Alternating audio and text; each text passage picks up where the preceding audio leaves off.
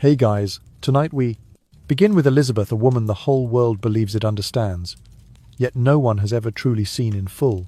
Tonight, we follow the traces of a secret buried beneath the dust of time for more than 4 centuries. Imagine this. In the year 1603, inside the cold chamber of Richmond Palace, where candlelight trembled against silent stone walls, Elizabeth I, the symbol of power, purity, and a rising England took her final breath. Yet what happened afterward, in those sacred hours that history only dares to whisper about, never appeared in any textbook. 3 men stepped into that room, bound by oaths of secrecy until death. They believed they were simply witnessing a ceremonial preparation for a monarch. But as the layers of fabric, white lead, and whalebone corsetry were removed, they realized they were standing before a truth capable of shattering the entire Tudor dynasty. What they saw was not merely an aging queen. It was evidence of a decades-long transformation, a body shaped, painted, and concealed to preserve a myth the nation depended on. A secret so grave that, more than 400 years later, her remains are still sealed tightly beneath Westminster Abbey, untouched by DNA technology or modern medical science. If such a truth were ever exposed, it would not only challenge Elizabeth herself, but the entire religious, political, and cultural foundation England built around her. Because Elizabeth was never just a person, she was the destiny of a kingdom, and touching the truth of who she really was would mean touching something a whole nation may not be ready to face. So, before you get comfortable, take a moment to like the video and subscribe, but only if you genuinely enjoy what I do here. Now, before the story unfolds further, tell me, where are you watching from? And what time is it where you live? Imagine that you and I are sitting together in a warm room, candlelight flickering softly, and outside, time itself has begun to slow. Now, dim the lights, maybe turn on a fan for that soft background hum, and let's ease into tonight's journey together. In the year 1603, England drifted into a strange and heavy silence. News slipped through cobblestone streets and echoed beneath the long corridors of the royal palaces. Elizabeth I had taken her final breath at Richmond. The woman who had stood unbroken before the mighty Spanish Armada, who had transformed a fractured kingdom into a rising empire, now lay still, surrounded by trembling candlelight. Yet the most haunting moment was not her death itself, but what unfolded in the quiet darkness that followed. Inside a small chamber swallowed by shadow, 3 men stepped across the threshold, their hands trembling as they approached the body they had been ordered to prepare for its final rites. None of them knew that within minutes their lives would be divided into 2 parts: the years before this night, and the years spent trying and failing to forget it. When the first heavy layers of brocade and velvet were peeled away, what emerged was not simply the mortal remains of a queen, but the first hint of a secret that had been forged, maintained, and fiercely guarded for nearly half a century. Beneath the finery lay signs of a truth so delicate, so politically dangerous, that revealing it could have shattered the religious foundations, political stability, and national myth England had built upon the figure of this woman. The Church of England would later refuse every request to disturb her tomb, turning away historians, scientists, and physicians. No DNA testing, no chemical analysis, no modern autopsy. The fear woven around her coffin was older and stronger than reason itself. Even in an age defined by scientific breakthroughs, Elizabeth's resting place remained sealed, protected by stone, lead, and an unspoken warning: some truths are too dangerous to face. For Elizabeth had never been seen merely as flesh and blood. She had been a symbol, an embodiment of divine favour, proof that God stood with Protestant England against Catholic Europe. If her body concealed anything that contradicted that sacred image, then the story England told itself about its destiny could collapse like brittle parchment. To grasp how such a secret came to exist, one must return to the beginning. Elizabeth's story began on the 7th day of September in the year 1533 at Greenwich Palace. A small child was placed into her mother's arms, unaware that her very existence had already altered the course of history. Her father, Henry VIII, had risked everything: political alliances, religious unity, even the wrath of Rome, to marry Anne Boleyn. He severed England from the Catholic Church, declared himself supreme head of the Church of England, and reshaped the spiritual landscape of his realm. All of it had been done for one purpose: the birth of a male heir, But instead of a son, he received Elizabeth, a daughter who would one day eclipse every prince who came before or after her. At that moment, however, disappointment clouded the royal household. The fulfillment Henry expected slipped away as swiftly as the tide. Within only 3 years, Anne Boleyn would be executed, accused of crimes that nearly all modern scholars consider fabricated. Little Elizabeth, not yet 3 years old, would feel her place in the world crumble. One day she was a cherished princess. The next, she was declared illegitimate, the daughter of a woman condemned as a traitor and an adulteress. Though she was too young to understand, that early wound shaped the path ahead. She learned, even without words, that in the Tudor court a woman's body could determine her fate. It could raise dynasties or destroy them, and the wrong truth whispered or discovered could cost not only a crown, but a life. It was within this unstable world of suspicion, ambition, and perilous expectations that the first fragile roots of the great secret were planted, roots that would remain hidden beneath silk, ceremony, and silence, until the night when 3 trembling men would uncover what had been concealed for almost 50 years. Elizabeth grew up in a world where a woman's body was never simply a body. It was a battlefield on which power, loyalty, and survival were constantly tested. Her mother, Anne Boleyn, was executed when Elizabeth had not yet reached her 3rd year of life. One day, she was a princess wrapped in velvet and hope. The next, she was declared a bastard child, pushed to the margins of the court, spoken of in hushed tones as if her very existence carried a stain. That sudden fall from grace carved an invisible warning into her young mind. In the Tudor world, a single perceived flaw in a woman's body could crush her entire life. As she grew into adolescence, Elizabeth began to construct the armor she would wear for the rest of her days. She applied white lead paint to her skin, an alchemical mask that transformed her face into something smooth, pale, and untouched, like porcelain lit from within. The substance seeped into her blood day by day, threading itself into her bones, clouding her thoughts, making her hands tremble with a subtle, ghost-like quiver. Yet the transformation it offered was intoxicating. Beneath its sheen, she no longer looked human in the ordinary sense. She appeared untouchable, unwound from the vulnerabilities of flesh. She embraced the corsets made of whalebone and steel, garments engineered not merely to shape, but to conquer the human frame. Servants braced their feet against her back to tighten the laces until her ribs groaned under the pressure. The squeeze shifted her organs inward, forcing her breath to come in small, controlled sips. But pain, to Elizabeth, was a negotiation she willingly entered, because each corset, each gasp, each moment of stillness beneath that impossible weight helped craft the silhouette of a sovereign, an image the world expected and demanded. When marriage proposals began arriving from every corner of Europe, the pressure to wed intensified. A queen, after all, was expected to secure alliances, produce heirs, and operate within the confines of dynastic necessity. Yet Elizabeth turned silence into strategy. She refused every suitor, not with youthful rebellion, but with an eerie, quiet certainty. She insisted she belonged not to any man, but to England itself. Ambassadors wrote home describing her choice as cunning statecraft, a masterful diplomatic game. But hidden within the private notes of court physicians was a different whisper, one spoken in Latin, disguised under coded phrases. Structura insolita, forma praeter naturam, aspectus non congruens cum anatomia feminia. That unusual structure, a form beyond nature, a presentation inconsistent with female anatomy. These notes, scattered through medical records, hinted at irregularities the physicians could not fully comprehend. Symptoms that did not align with typical womanhood, developments that defied their limited knowledge. And though no diagnosis could be made in that era, something was undeniably different. Elizabeth felt it in her body an absence, a deviation, a set of silences she could not name but could never ignore. She understood with a clarity sharpened by fear that if anyone ever confirmed those secrets, if any physician examined her too closely, if any rumor slipped beyond closed doors, her throne would tremble. A queen whose body did not conform to expectation could be cast aside, as her mother had been. A monarch whose womanhood did not fit the mold could be weaponized by enemies both foreign and domestic.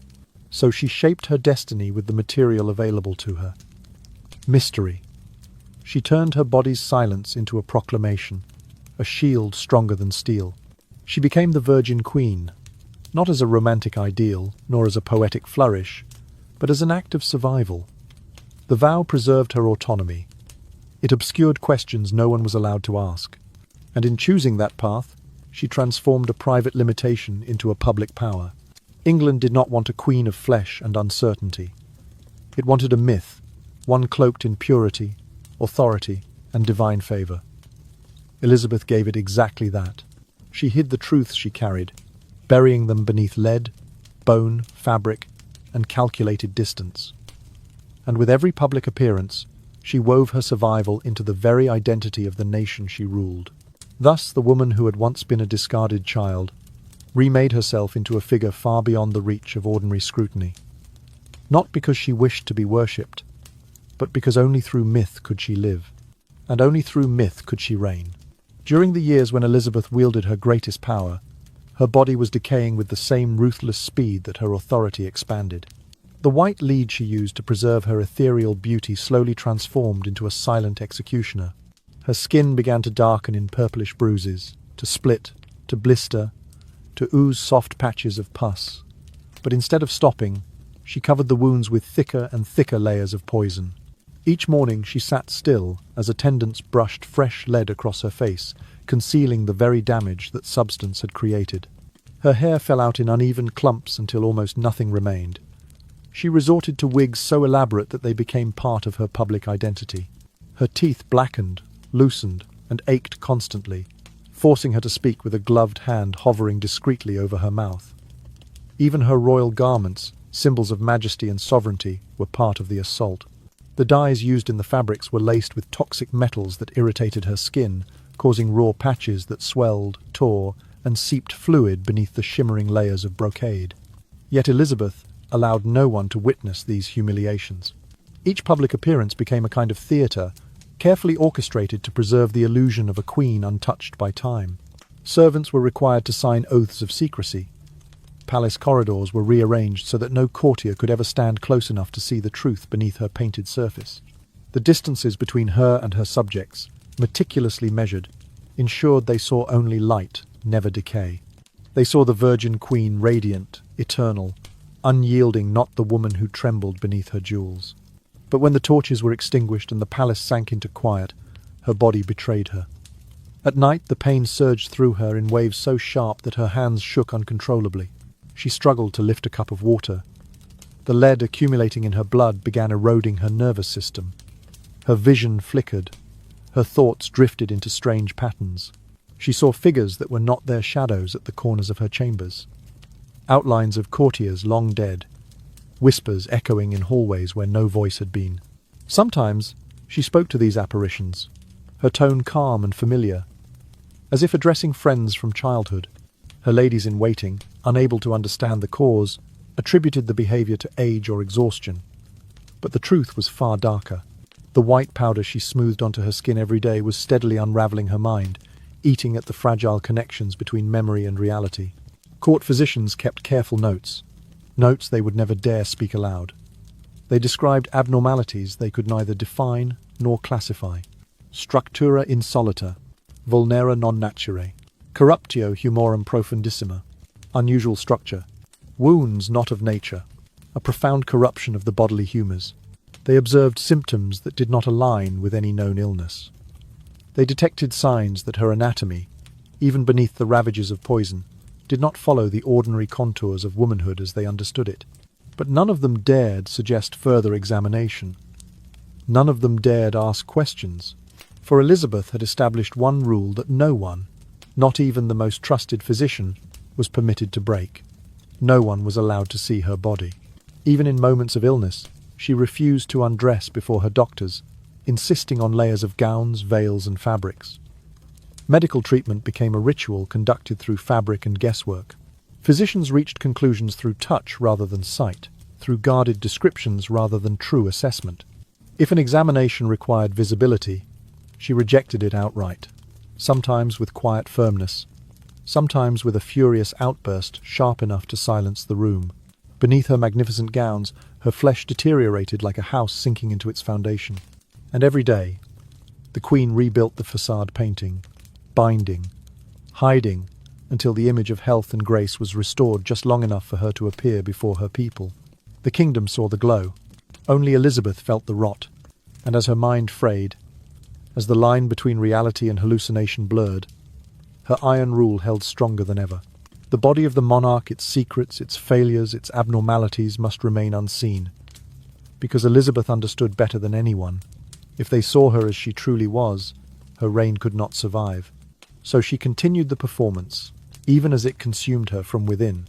As age pressed its cold hand upon her, the damage Elizabeth had long concealed began to surface in ways even she could no longer fully hide. A few foreign ambassadors granted rare glimpses of her before the layers of paint and fabric were applied, recorded descriptions that haunted them for weeks.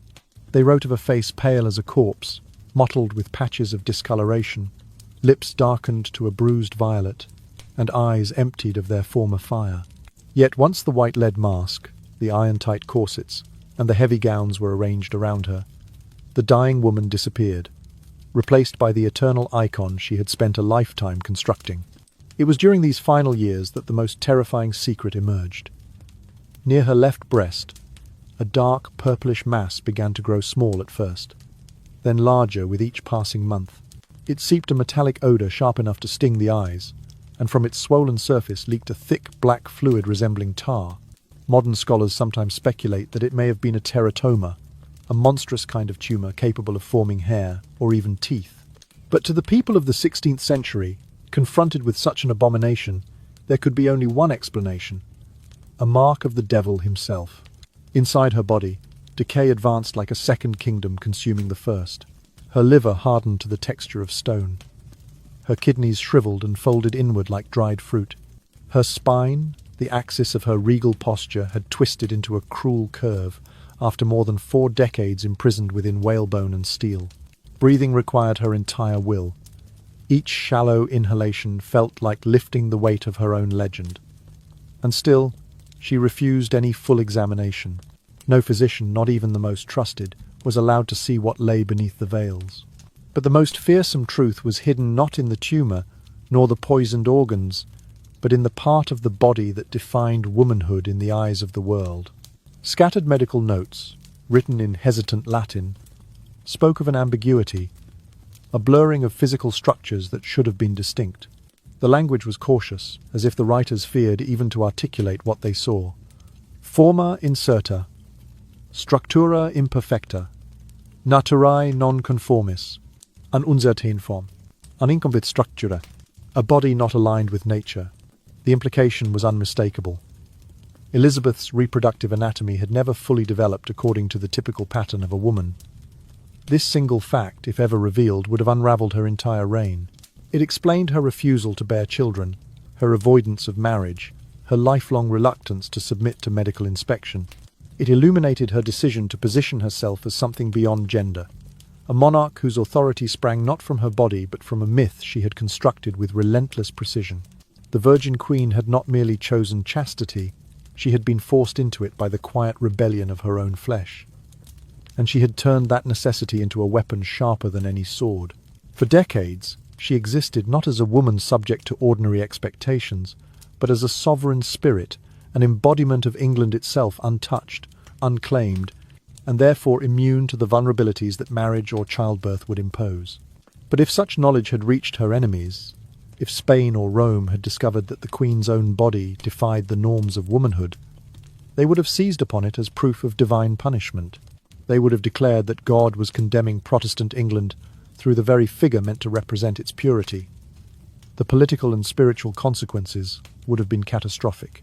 So Elizabeth hid the truth behind layers of silk and ceremony. She hid it behind paint, behind distance, behind the carefully curated silence of her attendants. She hid it so deeply that even death approached with hesitation, as if unsure how to claim a woman who had spent her entire life denying the limitations of flesh. And she carried that secret with her until her final breath, guarding it not for herself, but for the fragile kingdom built upon her myth, knowing that if the world saw her body, it might no longer believe in the crown she wore. When Elizabeth released her final breath at 3 o'clock in the morning, the last convulsion of her body left the witnesses frozen in place, unsure whether they had just watched a death or a soul escaping from a decaying shell that had held it prisoner for far too long. The moment her chest fell still, the machinery of concealment refined over decades awakened with silent precision. The chamber was sealed at once, its doors locked, its windows barred. No one outside that room would ever again look upon the true form of England's Virgin Queen. Her body was wrapped tightly in layer upon layer of silk, the fabric binding her shape before the stiffness of death could set in. She was placed swiftly into a lead coffin, a coffin that was soldered shut immediately, the seams sealed before her attendants had time to breathe. There would be no death mask, no final portrait, no opportunity for anyone, save the 3 trembling men present, to see what her beauty had become beneath the paint and the legend. Everything that touched her was destroyed. Cloths were burned, tools shattered, basins discarded, and even the stone surface upon which her body had rested was torn from the chamber and replaced with new slabs. The floorboards beneath her were scrubbed until the grain lifted, then removed entirely. Every trace, every physical memory was erased. The 3 witnesses who had seen her as she truly was were separated before dawn. They would never meet again. One man was sent north to Scotland under a false name, tasked with serving in remote villages far from court. Another entered a convent, bound by vows of silence, sealing away what he had seen for the remainder of his life. The last slipped out of the historical record entirely, his fate unknown whether by exile, disappearance, or deliberate erasure. The Crown ensured that their voices, like the Queen's secrets, were buried beyond reach. Yet fragments of truth survived, slipping through the cracks of centuries. A coded journal found generations later contained cryptic lines about a body not shaped by God, but altered by suffering. A physician's private notes mentioned abnormalities that defied all known anatomy, and in the margin of a worn Bible attributed to the 3rd witness, a single sentence trembled across the page. "I have seen proof that devils too may wear crowns." From that moment forward, Elizabeth's coffin was reinforced with a severity no other monarch had ever received. Layers of heavy lead encased her. Stones were arranged not only for strength, but for symbolic containment. Religious emblems, crosses, invocations, protective motifs were carved along the inner architecture of her resting place, as if those who buried her feared that opening the tomb would unleash something more dangerous than decay. For more than 4 centuries, the Church and the Crown have rejected every request for exhumation. Not a single scholar has been permitted to test a hair, a tooth, or a fragment of bone. Modern science, DNA sequencing, toxicological analysis, advanced imaging could reveal truths that history had spent lifetimes concealing. And those who guard her tomb understand exactly what is at risk. Because exposing her body would expose more than her illness, more than her anatomy, more than the physical evidence of what she endured. It would endanger the mythology that shaped England's identity. It would challenge the divine narrative that justified the Protestant reign. It would unravel the legend of the Virgin Queen, carefully woven, fiercely protected, foundational to the story England tells itself. Elizabeth is no longer merely a woman who died in the early hours of a March morning. Her body became a cornerstone in the architecture of national memory. Her secrets became part of the scaffolding that holds together the idea of England itself. To disturb her tomb now would be to disturb the story a country has lived inside for more than 400 years. And so she remains where she lies, sealed beneath lead, stone, silence, and the weight of a nation's fear of what might happen if the world ever truly saw the Queen behind the crown. In the final years of Elizabeth's life, a profound quiet settled around her, an atmosphere so heavy and still that only her closest attendants truly understood the weight of it. Each morning before she faced her court, she endured hours of preparation just to rebuild the illusion of a sovereign from the fragments of a body that was steadily collapsing. Servants layered her skin with thick coats of white lead, applied so heavily that, beneath candlelight, she appeared less like a breathing monarch and more like a polished statue carved from pale stone. The poison seeped deeper each day, threading itself through her flesh, leaving her hands trembling, her breath shortened, her mind flickering at the edges like a candle about to go out. Yet Elizabeth never protested. She sat perfectly still while they tightened her corset, until her ribs felt as though they might crack beneath the pressure. She allowed the weight of her royal gowns to settle across her shoulders, garments so heavy with embroidery and jewels that lesser women struggled to stand under their burden.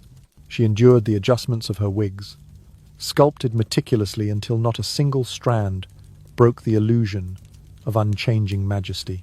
No one was permitted to glimpse the raw skin beneath the paint, nor to hear the soft, involuntary sound she made each time the corset's laces pressed against an old bruise or an inflamed rib. When she finally faced the mirror, seeing her completed transformation, she did not see the fragile woman beneath. She saw only the performance, the unyielding silhouette of the Virgin Queen, ageless, tireless, immune to pain.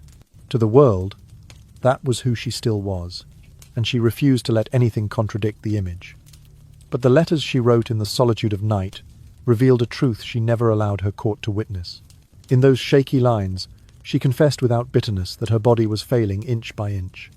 She knew that each layer of white powder brought her closer to death. She knew the corsets were crushing her. She knew the gowns were burning her skin. And yet, she never wished to stop. The letters held no regret, no plea for mercy. Instead, they carried a strange, quiet acceptance, as though the sacrifice had been preordained long before she understood how unusual her own body was, as though the preservation of her myth had always been part of the architecture of her life. She did not write of fear, nor of longing for rest. What she did write, again and again in the margins of her sleepless nights, was a single, unwavering belief that England's peace rested upon her image, not her flesh, that as long as the world saw an unbroken queen, the kingdom itself would remain unbroken. So she gave herself to the role without hesitation. She allowed the lead to consume her skin, the corsets to reshape her bones, the silence to bury her true nature. She gave everything, mind, body, breath, to maintain the facade the nation needed. Even as her organs faltered, even as her thoughts wandered into darkness, even as she felt her life thinning like the last thread of a tapestry, she continued to rise each morning and become the creature England required her to be. Those who served her at the end understood that they were not preparing a queen for her duties. They were resurrecting her each day, stitching together the remnants of her humanity so the legend could walk a little longer. And Elizabeth herself understood that too. She embraced the transformation, not as vanity, but as duty. She lived as if her body belonged to the crown, not to herself. She accepted suffering as the toll demanded by the myth she represented. In those final days, she did not cling to life for her own sake, nor did she lament the cost of her existence. Instead, she held fast to the one belief that had guided her through every agony, that the image of the Virgin Queen was larger, more important, and more enduring than anything she felt in her flesh. That image had held England steady through wars, conspiracies, plagues, and political storms, and she would hold it together until her last breath, because only then would England be safe. It was not fear that drove her, but a deep, resigned tenderness toward the nation she had sworn herself to. A belief that her suffering was a small price to pay for the peace of a kingdom, and in the final, fragile years of her reign, that belief was all she had left to offer. In the long, sleepless nights of her final years, Elizabeth often sat motionless for hours, her gaze fixed on the darkest corner of her chamber, as though she were holding a silent conversation with something no one else could see. Sometimes she whispered the name of her mother, Anne Boleyn, as if the woman executed 3 decades earlier still lingered somewhere nearby, guarding the daughter she had not lived to raise. At other times, Elizabeth smiled faintly at companions from her childhood, friends who had long since turned to dust. The servants murmured among themselves that the Queen was losing her mind, drifting into madness. But none of them understood that what gripped her was not age, and not grief alone. It was the lead that had been slowly corroding her brain for decades. The slight tremors that ran through her hands, the sudden tears that welled up without warning, the whispered conversations with empty air, these were merely the earliest signs. The poison she had painted onto her skin each morning had seeped deep enough to alter the pathways of her thoughts, fraying the edges of memory, loosening her grasp on the waking world. Yet Elizabeth refused to allow anyone to name the truth aloud. Whenever a physician dared suggest a more thorough examination, she recoiled with fury, turning her body away as if their touch were a threat. She treated their curiosity as though it were an attempt to peel back the final layer of secrecy she still possessed. For Elizabeth knew more clearly than any physician what was happening to her. She felt every fracture in her mind as sharply as she felt the bruises beneath her corset. But she understood something deeper than illness. The moment a single person looked upon her unadorned flesh, saw the discoloration, the swelling, the strange anatomy she had hidden all her life. Everything she had built would collapse. Her dynasty, her religious settlement, the fragile belief that England was guided by a sovereign blessed by God. All of it rested on a single illusion. The Queen must remain untouchable, perfect, whole. And so she positioned herself between the truth and the world, like a guardian standing watch over her own body. Every time her breath hitched into a cough, sharp enough to twist her ribs, she commanded the doors to be shut. When she fainted, her vision narrowing to a tunnel of darkness, she demanded that no one enter until she could sit upright again. No witness was allowed to see the Queen undone by weakness. No servant was permitted to glimpse the trembling that overtook her after the hallucinations faded. To the court, she became a distant, unknowable figure, a sovereign wrapped in silence and ritual. To the country, she remained the embodiment of security, steady, unwavering, the Virgin Queen who guided England like a star that never dimmed. But Elizabeth herself saw something different each time she caught her reflection in a shard of polished metal. She saw a body unraveling, skin thinning, bones aching, thoughts scattering like ashes in wind.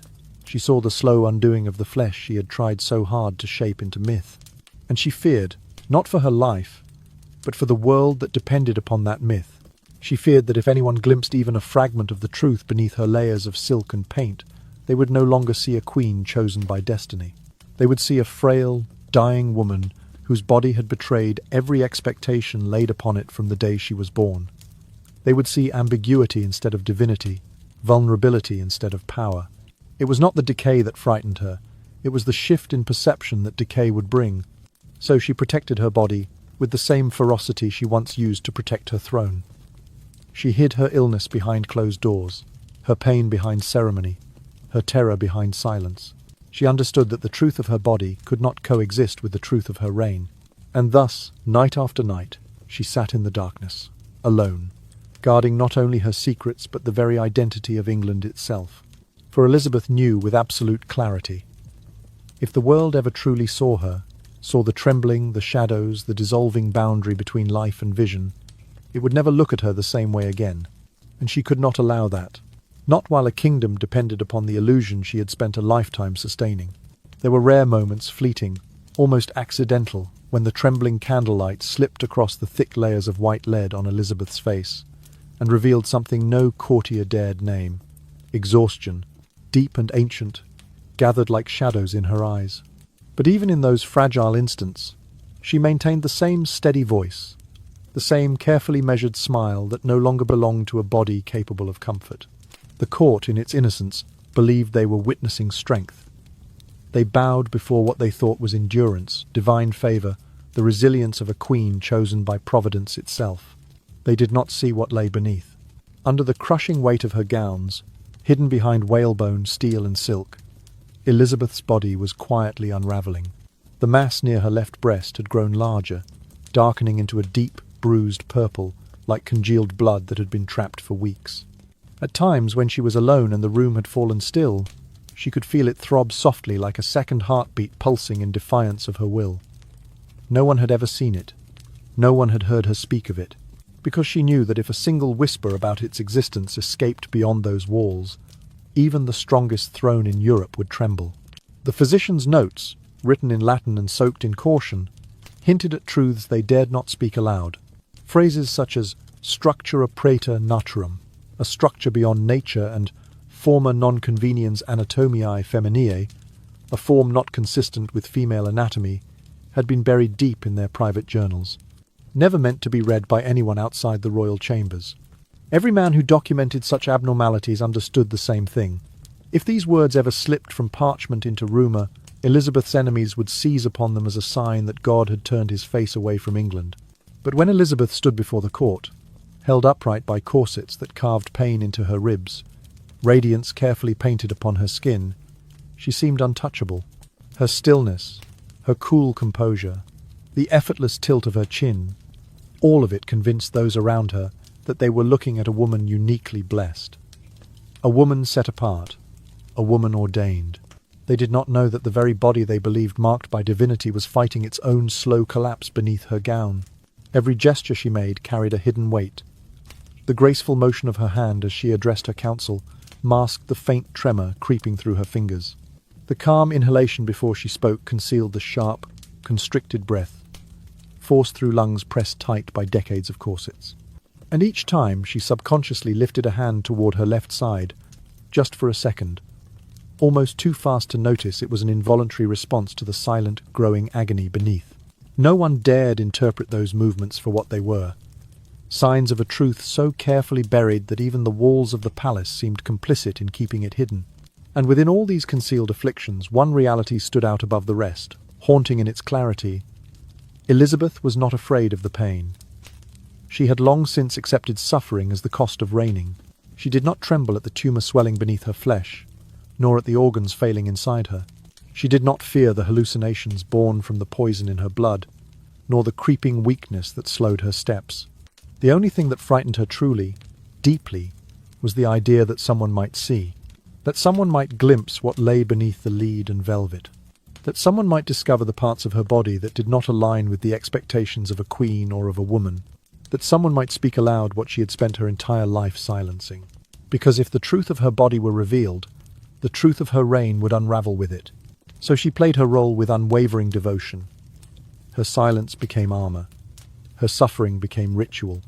And every morning, as she stepped into the light of her court, she carried with her the heaviest secret in England, the knowledge that the image they worshipped was the one thing she could never allow them to see.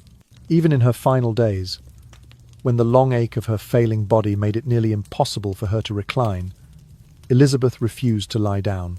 She remained seated, propped upright against cushions, her torso wrapped tightly in layers of silk that held her together as much as they concealed her. Servants whispered that she feared dying in a horizontal position, as if the moment her body relaxed, the secret she had guarded for more than 4 decades would slip from her chest with her last breath. Whether that fear was superstition or instinct, no one knew. But she never allowed herself to rest. When counselors entered to seek her guidance, she still spoke in a voice soft yet sharp, commanding in its clarity. She continued to discuss matters of state, receive ambassadors, approve proclamations, and with every measured word, no one realized that her gaze was struggling to hold steady, trying to balance itself between 2 worlds, one of duty, the other of darkness, pressing closer with each passing hour. The growth near her left breast, monstrous in its swelling, had begun to seep through the bandages she changed herself, for she permitted no one to touch her.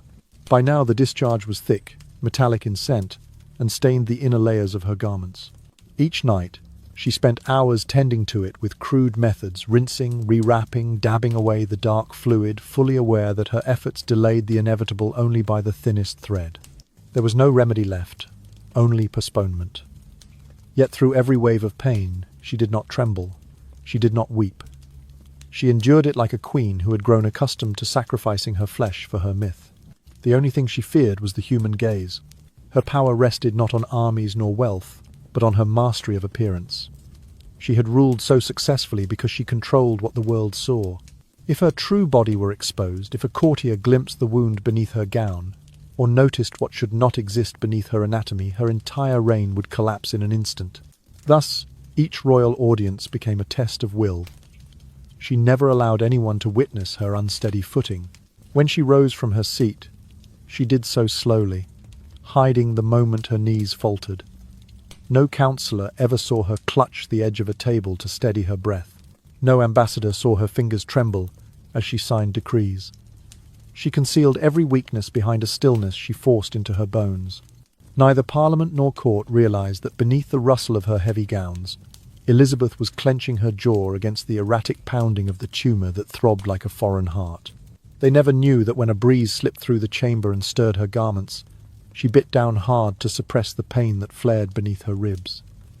The image she gave them was unbroken, untouched. And only when the palace finally surrendered tonight, when the torches burned low, when the courtiers retreated, when the halls grew quiet, did Elizabeth allow herself to exhale. It was the breath of someone stepping out from under a colossal weight, someone who no longer had to pretend for a few fleeting hours. But dawn always came, and as the first glow of morning reached her chamber, she returned to the mirror, to the paint, to the silk, to the myth she had chosen in her youth. She rebuilt herself piece by piece. The lead to hide the truth? The corset to contain it? The velvet to mask the tremors? The legend to silence every question? For as long as she lived, even when her body betrayed her in every conceivable way, Elizabeth chose duty over breath, myth over flesh, and the crown over the fragile woman who bore it. On the day the stroke struck, no one in the palace was prepared for what unfolded.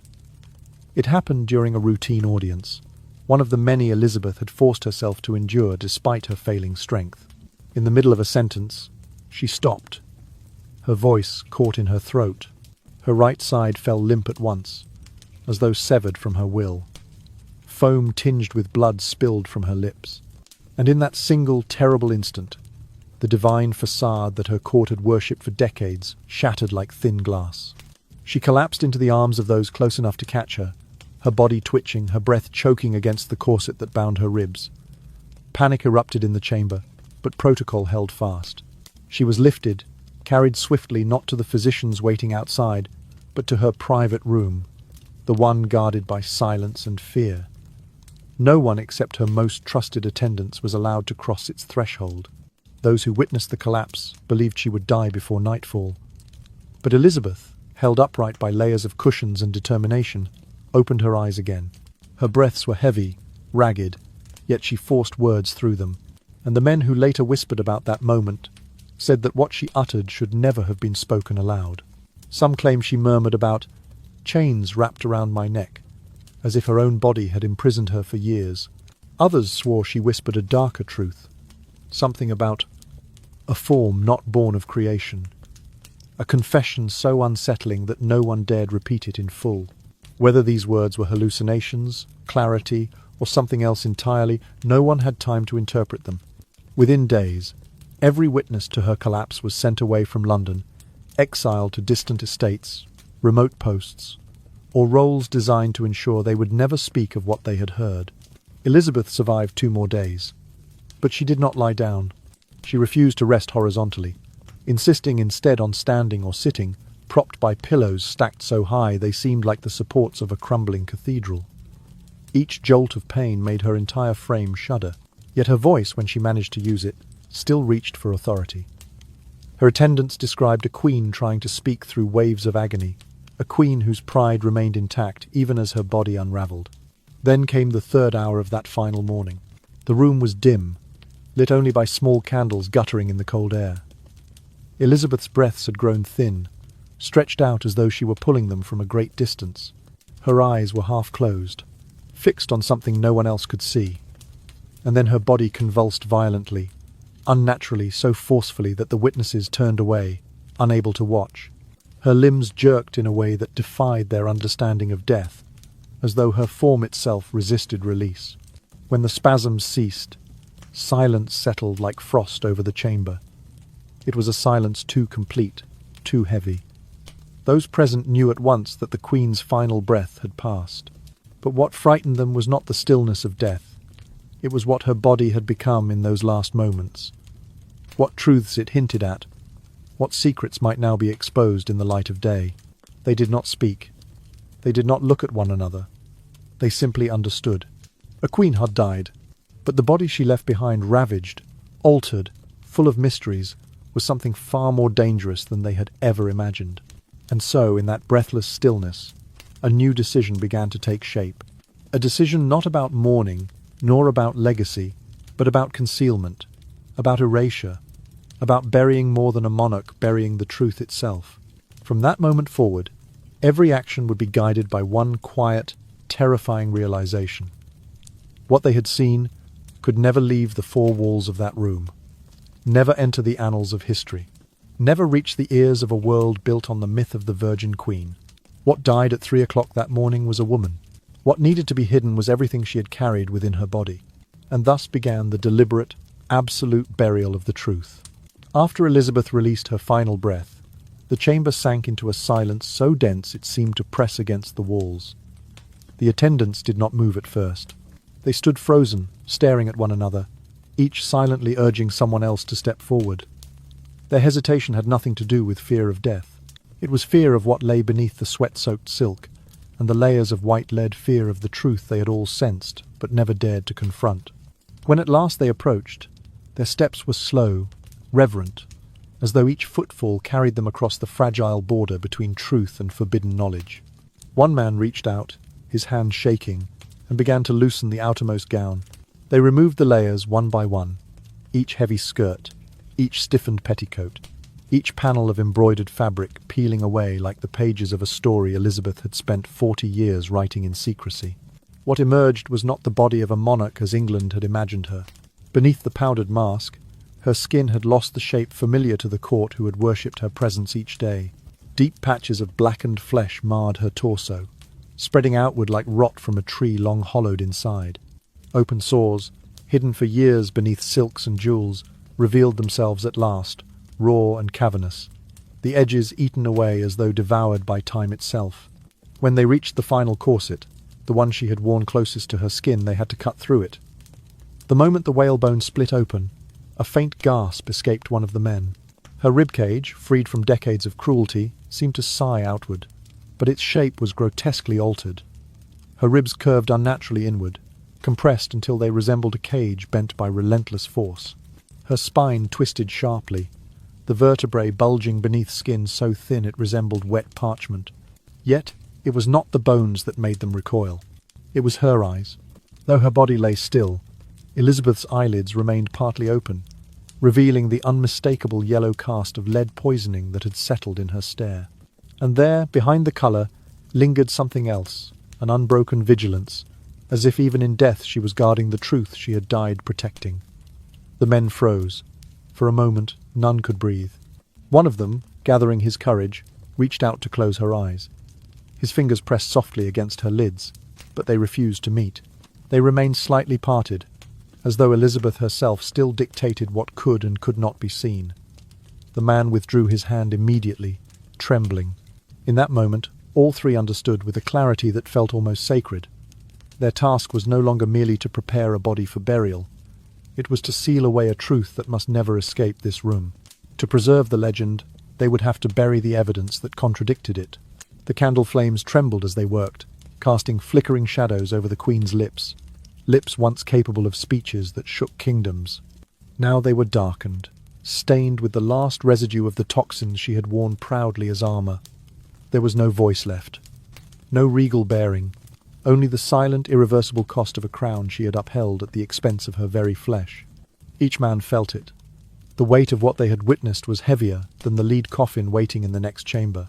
And as they prepared her body, cleaning what could be cleaned, covering what could not, they realized they were not simply tending to a queen. They were concealing the final, terrible chapter of her life. A chapter that, if known, would unravel the myth England had been built on. Elizabeth had died. But the truth of her body, the truth she had buried beneath 40 years of white lead, steel corsets and royal silence, was still alive, and it demanded to be hidden.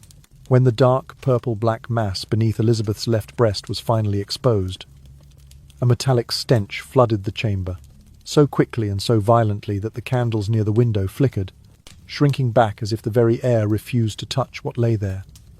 The tumour rose and fell faintly, pulsing with the last echoes of blood that no longer flowed.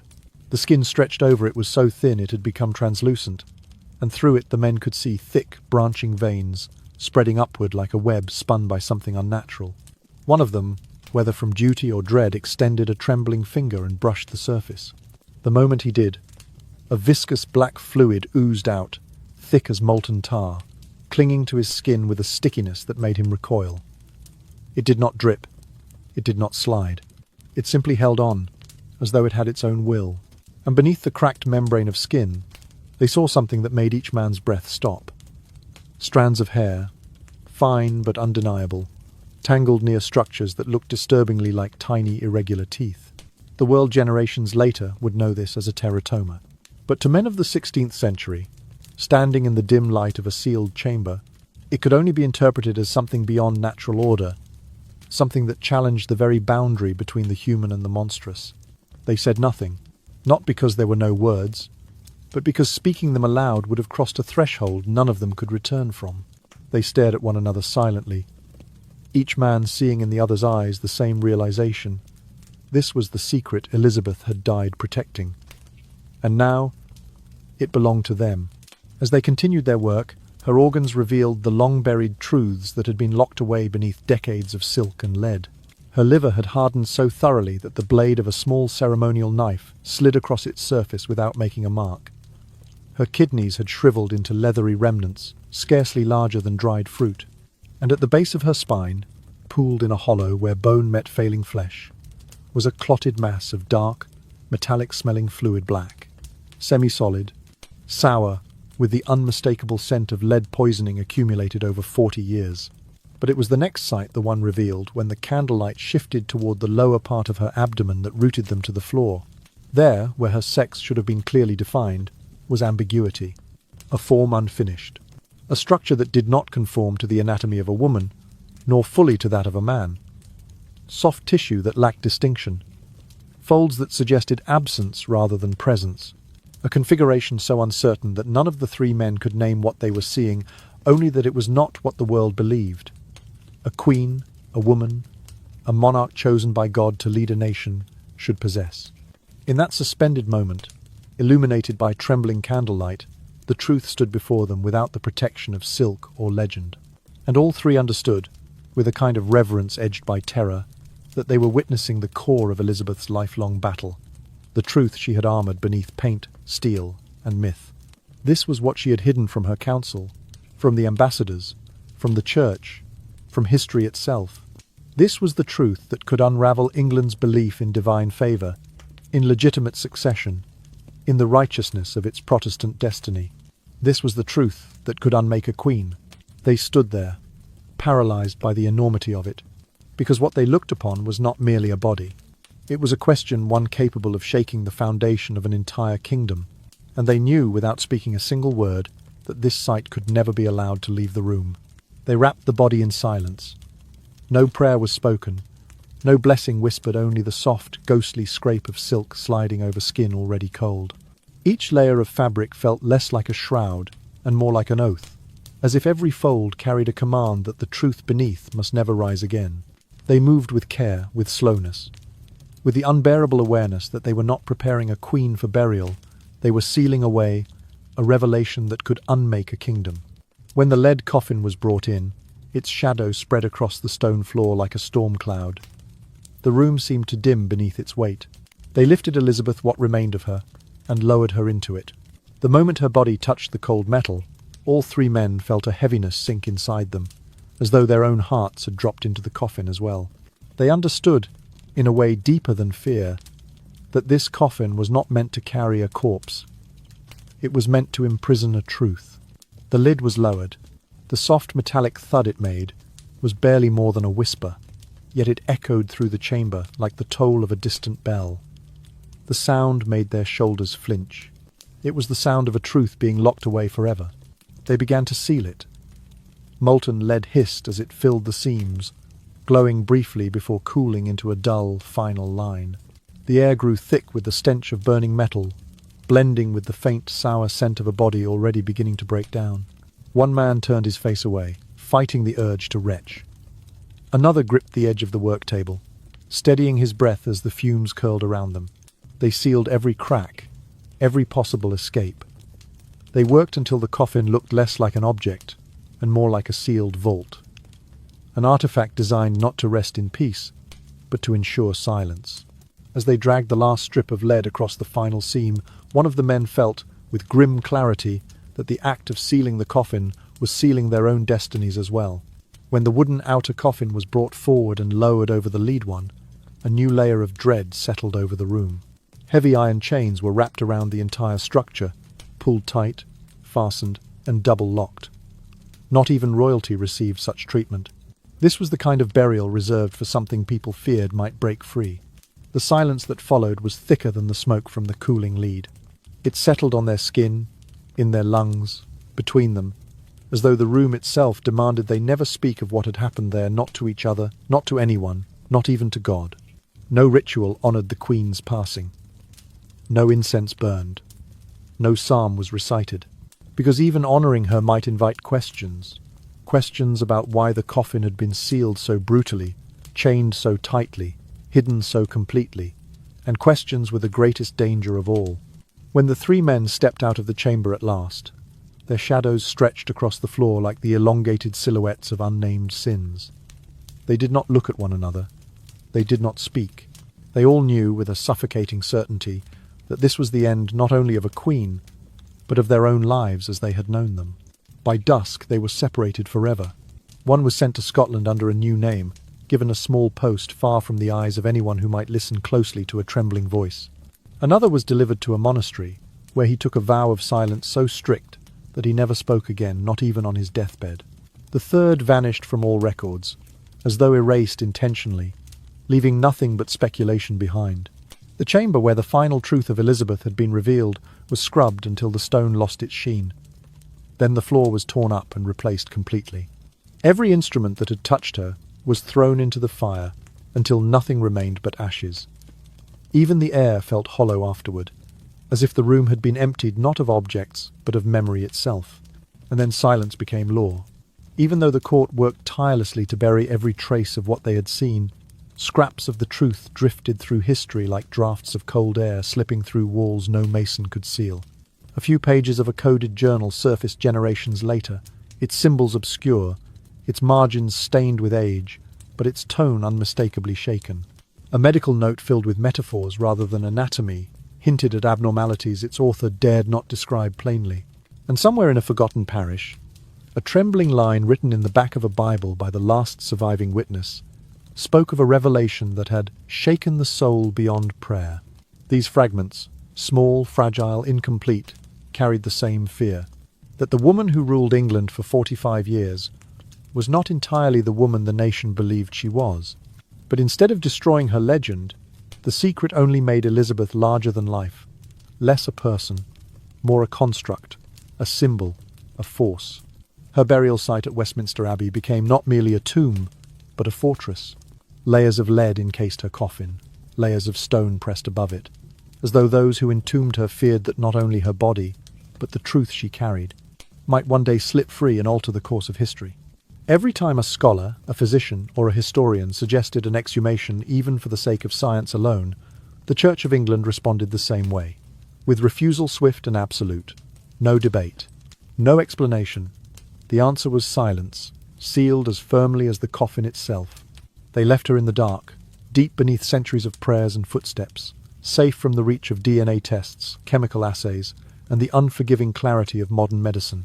For they knew, if DNA confirmed the rumors about her sex, if chemical analysis revealed the catastrophic levels of lead coursing through her blood, if anatomical study exposed the distortions and secrets hidden for decades beneath her gowns, then the image of the Virgin Queen would collapse in a single breath. A national icon cannot be allowed to exist as flesh. It must exist as belief. It must be a story. A people choose. Not the body that story was built upon. The English people cherished the figure of a queen who never married, never yielded, never aged in spirit, never faltered before her realm. A woman whose solitude was seen as strength, whose refusal of men was seen as sovereignty, whose untouchable image became proof that England was blessed and protected. She had become pure symbol, clean, uncracked, almost holy. And symbols do not bleed. They do not decay. They do not suffer. They do not have wounds. Any fracture in that image became a threat not to Elizabeth, but to England itself. Because once a nation builds its identity on a myth, the myth must stand at all costs. And so her legend was preserved, not by reverence, but by fear. Not fear of Elizabeth, but fear of what her truth might do to the delicate architecture of power, faith, and national memory. Her body remained trapped beneath stone and silence. Her secrets remained locked behind lead, and England chose, willingly, to remember not the woman, but the myth she forged with every breath she sacrificed. In the years that followed, as visitors drifted past Elizabeth's tomb in Westminster Abbey, few sensed what truly rested beneath that solemn slab of stone. They saw the polished marble, the carved effigy, the soft glow of candlelight brushing against centuries-old walls. But they did not know, could not know, that sealed below was the body of a woman who had spent her entire life fighting to preserve a story. Not merely a queen who battled foreign fleets or quelled rebellions within her court, but a soul who warred against her own flesh each passing day, every hour, every breath, every layer of lead paint, every tightening of a corset that squeezed her lungs until the world dimmed at the edges. Her body had decayed in ways no loyal subject would ever dare imagine. Yet the myth she left behind outlived kingdoms, dynasties, and emperors. She turned limitation into armor, imperfection into iconography, suffering into the high walls that shielded her nation from collapse. And although no one knew precisely how much she sacrificed to uphold the image of the Virgin Queen, everyone knew one thing: she succeeded. Perhaps that was the greatest victory of her reign. Not the defeat of the Spanish Armada, not the flowering of culture that later generations would call the Golden Age, but the preservation of a version of herself that history could worship without question. A version purified of weakness, a version that could not bleed or falter, a version carved from conviction rather than bone.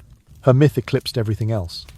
The illness that consumed her from within, the deformities hidden beneath gowns and jewels, the fear shadowing her every waking moment, the solitude that wrapped around her like a second skin, the nights she spent trembling in candlelit silence, guarded only by secrets too heavy for any mortal to bear. People walked past her coffin, believing that within lay the remains of a queen majestic, serene, untouched by the frailties of ordinary bodies. But what truly rested inside was a story sealed in lead, protected by generations of shared fear, shored up by the unspoken agreement that some truths were too dangerous to ever enter the daylight. Inside that coffin was a kingdom's choice, a choice to preserve the myth rather than confront the woman, a choice to guard the illusion rather than risk the truth, a choice to let silence speak louder than any chronicle ever written. And so, when the candles in the abbey guttered low, when the last footsteps faded into the distant nave, when the stone corridors of Westminster returned to their ancient stillness, only the silence remained. The silence Elizabeth had chosen. The silence an entire nation agreed to keep for her. A silence that has stretched across 4 centuries, and may stretch quietly across many more.